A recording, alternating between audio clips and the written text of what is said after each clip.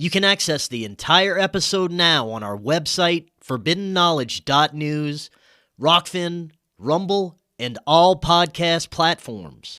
During this other period where our reality was much different, was there something that was hijacked along the way? Was this our natural state of reality, state of perception at that time, or was that still somewhat of a false reality, but it just had a different atmosphere? You were talking about the vapor canopy, which I want to get into as well, but what is the difference between this reality and that one, and what happened to change those realities? Okay, I don't know what a normal reality would be, because I see a history of biospheres.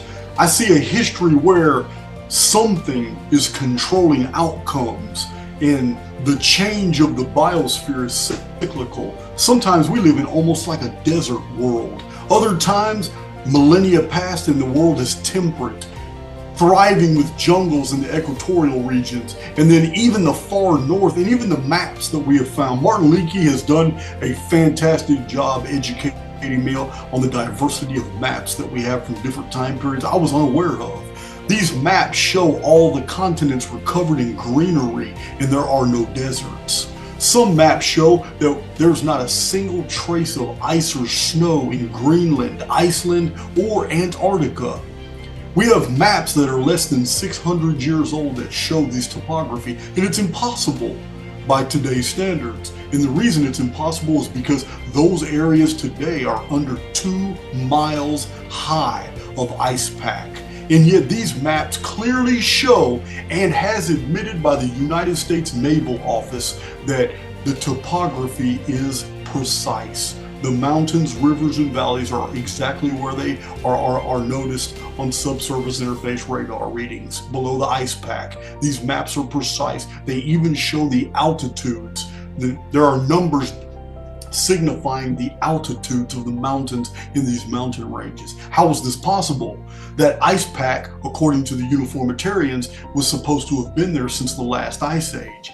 Well, I promise you, there are no materials by which maps could have been drawn and even copied and drawn on in multiple copies that would have ever survived 11,000 years.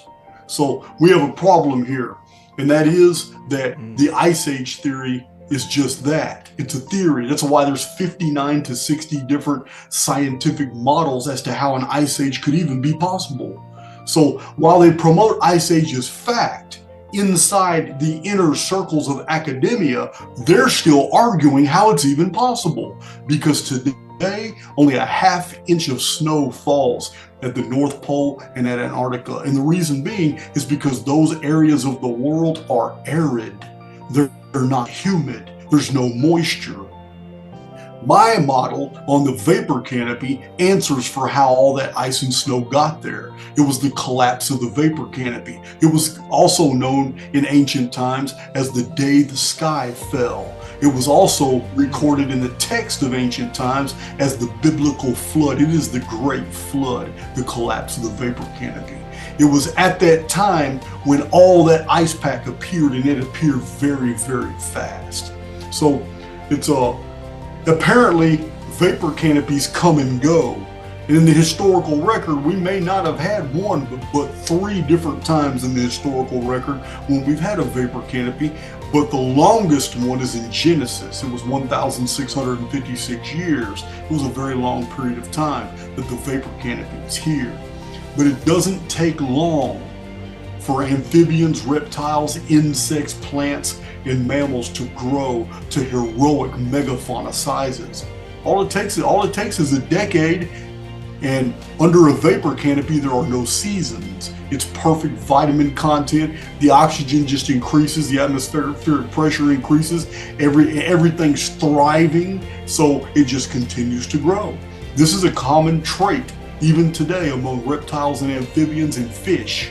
If the conditions are perfect, they don't stop growing. To your best understanding, what is the vapor canopy? How would you describe this? Is it just a layer of our atmosphere that had collapsed at one time? And you said that this is something that could naturally happen and occur.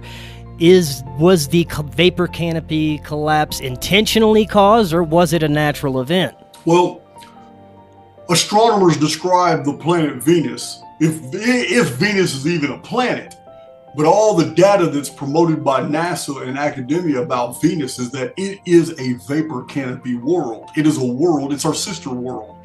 It is a world just like ours. I don't know if that's true or not. I've never been in the sky. To me, it's just a sky. It's just a light show. But Venus is a vapor canopy world.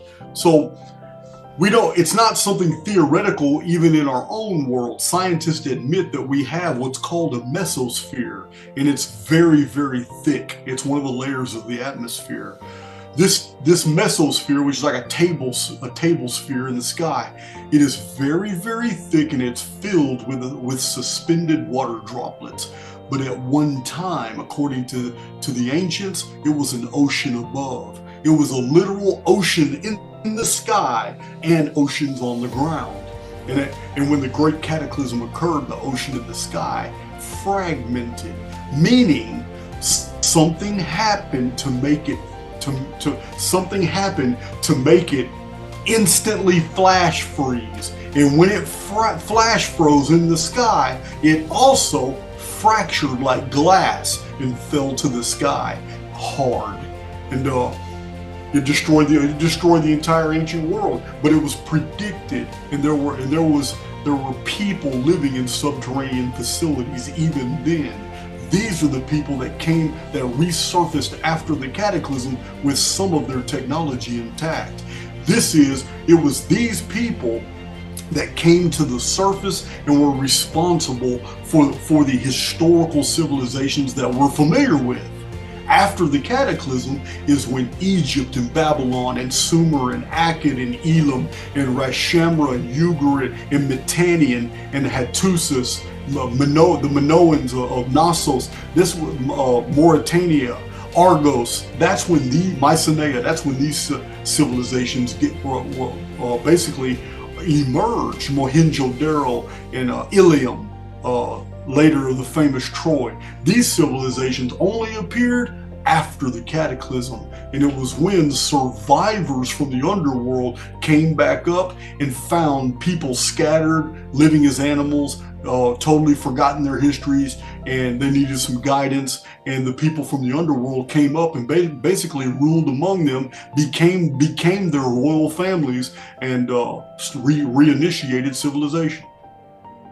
Do you think that some of these advanced civilizations are aware of the true nature of reality and how we have these cyclical type of resets and intentionally went underground, and these are some of the breakaway possible civilizations that could be leading humanity in modern times? I'm of the opinion, yes.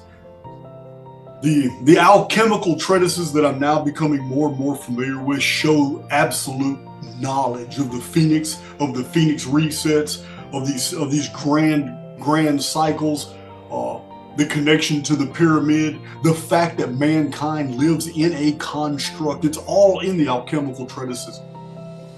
Alchemy was a very sophisticated mode of communication where the actual artistic symbols and pictures that are found have other meanings, and those other meanings require a cipher. The elite have that cipher. They understand what these meanings are in these alchemical treatises, while the rest of the world on the outside looking in is still fooled into believing that the alchemical treatises had something to do with turning base lead into gold, and they did not. That's not what the subject matter of these treatises at all. It is elite knowledge and elite communications concerning these massive resets, these depopulations, and how a select few always go hide in the underworld, and they're safe from this danger, and how they come back up. And when they come back up, they reinitiate their libraries, they reinitiate their companies, and they start everybody over, and they always start people over with all new histories and traditions that they write and compose while they're in